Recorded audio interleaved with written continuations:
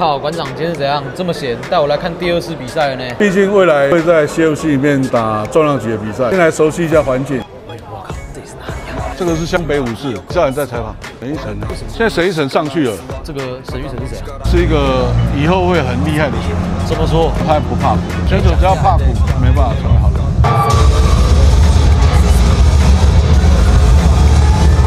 我靠！现在这种比赛弄得像爬哩的。国外的比赛比这个还要更盛大，但是在台湾来讲，CFC已经做得很大了。他的设备、他的场地、他们的奖金，已经是台湾最好。但很多比赛都没有奖金。啊，那个他那个差太多了。等下湘北会赢了，实力差太多，动作差太多，这一看就知道不会赢了。不要乱讲话！不要给他活太久，抓下来，抓下来，抓下来。